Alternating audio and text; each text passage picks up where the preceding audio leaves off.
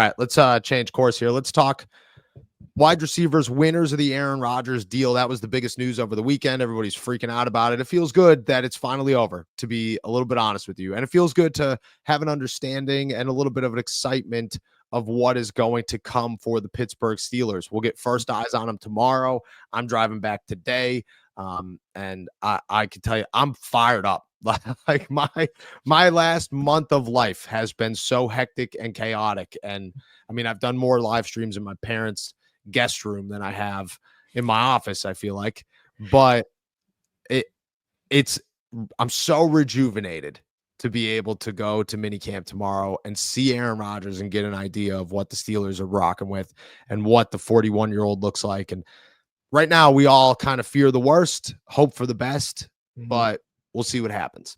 Let's talk winners of this entire deal, because you have a clear name that you wrote a story on, came out first thing this morning on si.com/NFL/Steelers about who your clear winner of the acquisition is. And I kind of want to give you the floor here to tell me about him. Sure. Yeah. Well, I appreciate the plug for sure. So as I'm thinking about the Aaron Rodgers signing and what this is going to mean for the Steelers, I couldn't help but to think about Calvin Austin and what this could do for him and the potential breakout season. As I've been coming to the conclusion and like going through, who should the Steelers be targeting for wide receiver depth, wide receiver 2, we talked about so many names over the past like month or so. It seems to me that Calvin Austin stands out as the best fit and the person who is poised to like benefit the most offensively from having Aaron Rodgers under center. And I think there's one huge reason that stands out right now, and I wrote about it a bit in my story this morning that came out. Aaron Rodgers, for the life of his NFL career, loves having 3 wide receiver sets. It is just what the man likes to operate out of. And if the keys to the offense are going to Rodgers, like we all anticipate is going to happen, I think that is going to set up Austin just being on the field more, giving him more opportunities. The Steelers, they love the bring it in tight. They love the 2 tight end sets. If your favorite DJ Thomas Jones makes the team, or if Connor Hayward transitions into the full-time fullback or something like that, could be a lot of in tight sets. That'll put Austin off of the field. But when Rodgers is maybe in the zone calling the offense, I think we're going to see a lot of him. We're going to see a lot of his route tree continuing to be over the middle of the field, which is where Rodgers excels in a way that no Steelers quarterback could do in 2024 or in 2023, which obviously we saw some issues in limited production from Austin because of it. So coming off of a 500 reception or 500 receiving yards season last year for Calvin Austin, I think he's going to get way more opportunities and way more receptions and targets by having Aaron Rodgers under center. So, that's my big claim right now. And I'm curious, as OTAs are about to begin, who is establishing that connection and that rapport with Rodgers early on. I anticipate it being Calvin Austin, and that's what I'm going to be checking out as well. Yeah, I love that. I think Calvin Austin is a guy that has a ton of untapped potential.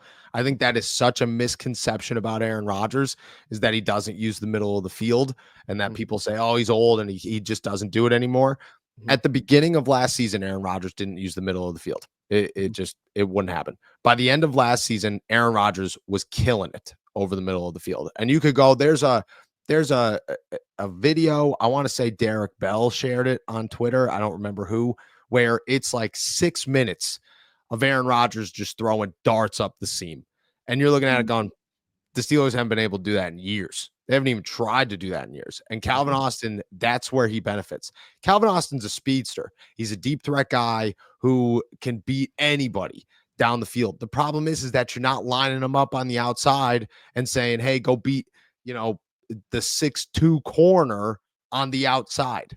You better have 4 steps on the guy by the time the ball drops in your hands, because otherwise you're not catching it. It's not even making it to you. In the middle of the field, Calvin Austin could use the seam to get open and beat guys down the field. And I think that's going to excel so much if Calvin Austin turns into a stud, which I think he's got all the potential to. I mean, That's the thing with Calvin is when they drafted him, I think it kind of got overlooked eventually that Calvin Austin was a guy that they said they had a second round grade on, that they thought was an absolute diamond in the rough, and they couldn't believe that he fell to the 4th round. That's the only reason they drafted him. They didn't need another wide receiver. They didn't even want another wide receiver. They just said nobody on our board's even close to Calvin Austin here in the 4th round. I think that he's got all the potential in the world. To me, that would be a game changer for the Steelers because I do anticipate them adding another wide receiver. I think everybody does at this point. But I look at them and say, you could have DK Metcalf and you could have Alan Lazard or a Gabe Davis or a whoever.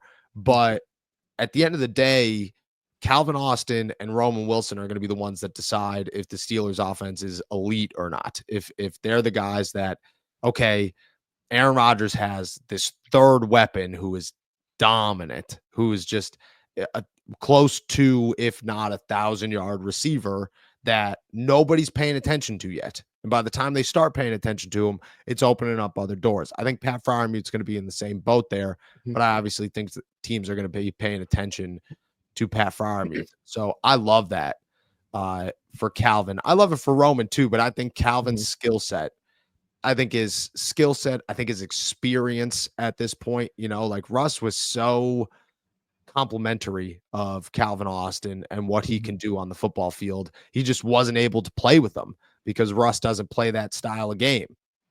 But he saw the potential in him. And I think Calvin has a ton of potential to have a breakout season for the Steelers. And again, I think Pat does as well. Do you put Roman in that same kind of boat or not yet, maybe? Well, I certainly see the connection there in that I think if they're going to get the offensive performance and production that they're hoping for in 2025, it does have to come from these players that they've drafted and developed within the organization. Sure, the depth is probably going to come at some point. We can argue till we're blue in the face about who is the best option to bring in to complement the offense. But yeah, it does have to be Calvin Austin and Roman Wilson taking the next step, whatever that is. And for Wilson right now, it's just getting on the field and showing that he can make any impact and be healthy, right? But I mean, that would be the next step, and then we can go from there. But yeah, for Calvin Austin, I think last year maybe we were a little premature in anticipating that next step for him because he's a speed demon. There's so much to love about his game when you're just watching him, and when you see that big play potential materialize, you're like, this guy is very special. So maybe we were just a year or two early. He needed another year of fine-tuning, of just seasoning.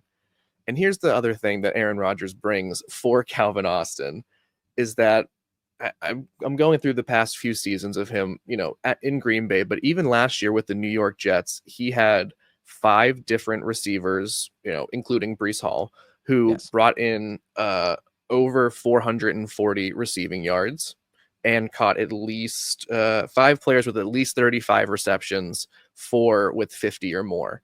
So that sort of spreading out of the ball is something that, again, we're not used to seeing over the past few years in the stagnant Pittsburgh offense. Rodgers does bring that. Calvin Austin, there's lots of opportunities for him to step up and to take that next step and for it to feel significant. So yeah, that's going into OTAs and training camp. Like, are the seeds there? Is that starting to germinate? It can't be right away. I understand that, but that's something that I think is way more plausible and realistic in 2025 than it was last season. I agree. And that's a great transition into what we're talking about next is like, when it comes to Aaron Rodgers, everybody tosses out he won 5 games with the Jets. He had better weapons, which I don't think I agree with, but excuse me. And maybe he's past his prime, potentially. But when I look at the Pittsburgh Steelers right now, it's not about Aaron Rodgers coming in here to be a 4-time MVP. It's about Aaron Rodgers coming in here to be a little bit better than Russell Wilson, a little bit better than what Justin Fields was, and to be able to utilize all of the parts of the offense that nobody was able to utilize. And he doesn't have to utilize them like Tom Brady does, or like he did when he won 4 MVPs. He's just got to be able to utilize them because the Steelers haven't been able to do that. Mitch Trubisky wasn't able to do that. Kenny Pickett wasn't able to do that. Mason Rudolph did it a little tiny bit in 4 games. Russell Wilson wasn't able to do that. Justin Fields was told not to do that. Aaron Rodgers isn't going to be told, don't turn the ball over. And if he is, he's going to say, look, dude, I don't care what you say. I know how to do this. I've been doing it a long time. I've done it well for a long time. I'm going to throw the ball where I believe the ball needs to go. And again, like, we don't even know if these guys, everybody writes these guys off, myself included, but we don't know if there's more there. That's my biggest argument against going to get a guy like Jonnu Smith, is that we have no idea how good Pat Freiermuth is, because last time he had a good quarterback, he was a rookie. And since then, he's done nothing with no quarterbacks. And this is the first time where I'm not saying Aaron Rodgers is a great quarterback. I'm just saying he's the first quarterback that's walked into Pittsburgh where you say his resume tells me he's going to be able to utilize Pat Freiermuth. And that's something the Steelers have not had.